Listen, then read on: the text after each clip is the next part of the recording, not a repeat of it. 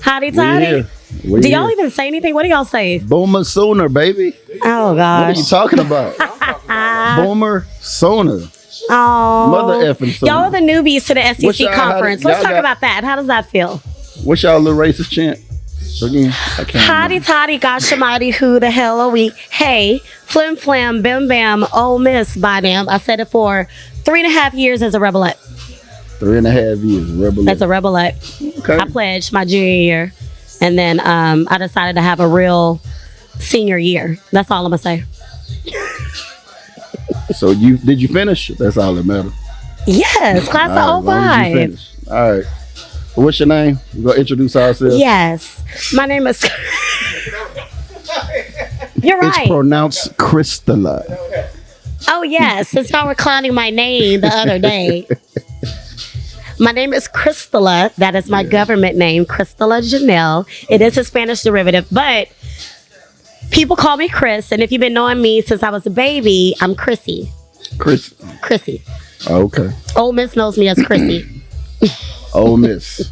Rod Owens, class of 2001, University of Oklahoma, mechanical engineering graduate, president for Houston chapter of the OU Black Alumni Society. Come on, President. Come on. I just sit on the board for the Ole Miss Alumni Association. For now. All right. Yes. We gonna say for now. Hopefully there will be an announcement coming soon. Okay. Let's get into it. Where are we? What are we doing? Yes, we are live at the Hive Houston, and I'm particularly excited to be here because we are kicking off the football season with a joint Black SEC alumni watch parties, which hasn't been done before. I know a lot of people have talked about it over the years, but it's a matter of somebody getting it done, right? Yeah. So we're here, y'all. Yeah, we here at the Hive. The idea came about, like you say, a lot of people been kind of talking about it for a little bit. It just took somebody to want to come and execute it. So, of course, myself, Chris, LP, another OU grad, we decided, we wanted to do it here. He has the real estate for it. It's not a bad seat in the house. Shout out to LP and the Hive Houston family that I've gotten to know. There's TVs everywhere. We got food. We got a kids room. We got vendor tables coming in, man. Full bar. I don't know what else. What more do you need? Right. I mean, it's literally a full setup. And the thing is, everybody is so accustomed to going to a sports bar or, if you're a part of an alumni association, going to your particular institution's watch parties. But we all know as Black graduates of SEC institutions that those spaces aren't, necessarily speaking our language. And for myself, who is very active with the Houston Ole Miss Club, which is what we coin as the Alumni Association, I'm very big on seeing more of us being part of Ole Miss festivities after college. But we all know that there's a gap because there's more of them than there is of us. So this is a space that allows us to be us. Yeah. It's who we are. What does that look, as far as Ole Miss, Black alumni in the Houston area? Like, what kind of numbers are we talking about? It's not a lot of us. I will say that. I can't give you a certain percentage. But because, it's the state of Mississippi, most graduates pretty much stay within the area, either Mississippi, Memphis, Atlanta, but we do exist in Houston. Yeah. And prayerfully, Houston, I'm originally from Houston, Texas, Spring, Texas to be exact. Gotcha. Spring. All right. You got a designate. So from OU, like we have it, and I don't know the current numbers, but it's at least a good 300-400 Black alumni that live in the Houston area. Now, as far as reaching them all, sometimes it could be hard reaching everybody. Houston is so spread out. Yeah, Houston is huge, right? So right. you try to figure out, at least I do on an annual basis, try to figure out somewhere central for everybody to come, and watch the games together and, fellowship, yada, yada, yada. So the Hive really, looking at Houston, it's fairly central, you know what I'm saying? For sure. To everywhere. Katy, Humble. I live in Missouri City. It was a 25-minute drive for me, so same as going downtown or whatever, so. Yeah, and that's the key, having something that's central, having something that's kid-friendly. Let's throw that out there, because we do have a kid area where they can come in with, their iPad and things to keep them busy. We have games for the kids and something for them to watch as well. So if this we got games for the adults as well. So you're right. You want to pull up Uno, for you card spades, players, dominoes. We making this a us experience for watching games. And us experience. So, we got our DJ right here. About your team or not, Yeah. You come and enjoy yourself, in a Black experience. You know what I'm saying? I've been minority experience, because we got other minorities too that's not Black that had similar experiences as we did in the SEC schools. I'm particularly excited about this because I've been watching the SEC doc on Netflix, and they dropped it actually at a perfect time, because last year's football season was just so out the box. Like teams that normally don't win. Yeah. Won. And not just like a game or two. Yeah. Like, kick some asses. Shout out to Vanderbilt. Alabama. And Bama. Yeah. That game. We beat Bama too, but we usually beat okay, Bama. All right. Because y'all are new, But I'm saying, even outside of SEC, we still beat Bama. But go ahead. I'm gonna give you your credit. I'm gonna give it to you. OU and UT are new to the family. Yeah, we new to the family, but we came through making kicking their the door adjustments down. As kinfolk. You know what I'm saying? We came through kicking the door down. But I don't know about that, Rod. I don't know if y'all kicked the door down. You maybe knocked and we let you in, but I don't know about kicking the door down. Tomato. We're like, I guess so. Yeah. But we OGs of the SEC. Y'all are the OGs. Yeah. We are the OGs of the SEC. So prior to us coming over, who was the last teams to come to the SEC? I guess it'll be Missouri, huh? Missouri. Yeah, they came from Which Big is 12. still... Missouri's like a cousin. You just see every once in a while. And you're glad to see them. Yeah. We have a big history with Missouri. Of course, they were in the Big 12, so when they left... That's right. Kind of bittersweet, but that's right. Now we back with them again. So. Yeah. But, nonetheless, the SEC is a powerhouse conference, right? It is. And the wonderful thing about me going to Ole Miss, I really gained an appreciation for how far Ole Miss has come, and me being on that 50-yard line during football season and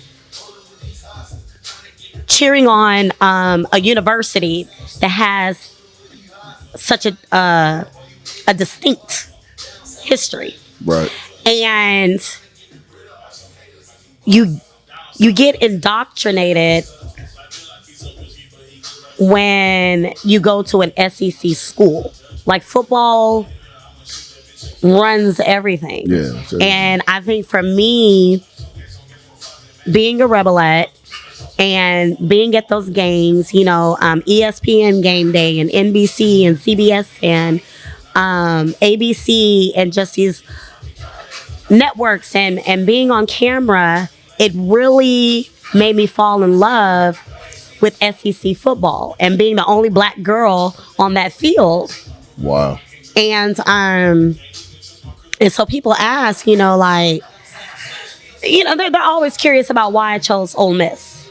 Sure. And I get the question going, right. And the question is, do you all get that as well? Absolutely. Coming from Texas, of course, we had a lot of schools, right here in the state. PWIs, HBCUs, all of that, right? So, to leave Texas and go to college. Of course, I got a lot of questions like, man, why are you going all the way to OU? Honestly, most people don't even know how far OU is. It's 6.5 hour drive from Houston. So it ain't that far. 2.5 hours from Dallas or whatnot. So, but they recruited heavily here in Houston for especially engineering program, football players, all of that. So, of course, for me, it was about being far away but close enough. Right? I had a lot of friends going to all the Texas schools, but I wanted to graduate, so that was kind of my thing. But I loved my experience at OU. Even and I feel like it's most people's experiences at PWIs. You have a tight niche, minority community. And for us, we were 6, 7, 8% minority, right? So out of 28,000 students or whatever it was, we were pretty much like an HBCU within, OU. Yeah. Because everything we did, parties, Greek life, all of that we did together. So, it'll be interesting. I know, and we've discussed this, kind of having those conversations in the future with the podcast that, we're talking about doing. And voicing those experiences and what that was like, and even inviting some of our HBCU partners, to have similar conversations to compare. That will be very good because typically I find myself defending my choice to the people that went to HBCUs. Right. And I think an understanding needs to happen between HBCU people and PWI people and our choices thereof. Because, we're PWI folk are always going to be seen on HBCU campuses. I know, I stayed at a party at Jackson State and Valley and Alcorn. Shout out to J State. Right. My mom went to Mississippi Valley. My uncle went to Alcorn, and like I said, we need to have those conversations because most of the time during football season, is when I get the most, flack. Yeah. Like, Ole Miss, and y'all racist, and and somebody will go find an article somewhere, and I'm like, that is not. And we all have that history. Most universities have similar histories. So, every university does. Every university does. But I think this podcast will be good for not only talking about sports, but talking about who we are as Black alumni at PWIs, not just the SEC, but other conferences as well. Yeah. And I particularly had an amazing time at Ole Miss. Everybody can't speak to my experience because every Black person's experience is different. Right. But for myself, especially staying involved with the university and with the Ole Miss Rebelettes, I feel it's a duty to make sure that we have representation. Yeah, so absolutely. When I walk into the Alumni Association meetings, I don't hide my Blackness. I didn't hide that I voted for, Kamala. And I know others voted for Trump. But outside of that, I really love the Ole Miss Alumni Association and the people that are part of it, even though they don't look like myself. Right. Right. We have a good ass time. And we do events as well with OU Club of Houston, which is, Yeah. We do a lot of events with them as well. So, like I say, I enjoy kind of having those conversations at times. You need to. I think, all of our other SEC partners, we want to have these similar conversations. Can't wait to see y'all for sure. With y'all, look forward to, what we're trying to build right here. I look forward to working with you. It's good to meet you. Indeed. LP, he's on the other side of the camera, but LP, he be want to be in the background. Listen, he handling. We shout him out anyway. He's handling business, but definitely y'all come out. As you see, we got all 16 institutions represented. The way everybody's been talking, this football season is about to be a good one, especially for those who are trying to bounce back from last year, including Ole Miss. Come on now, we need a better bowl game this year than last year. But we're gonna catch some more of the game. Who scored? Oh, right. Ohio State just scored.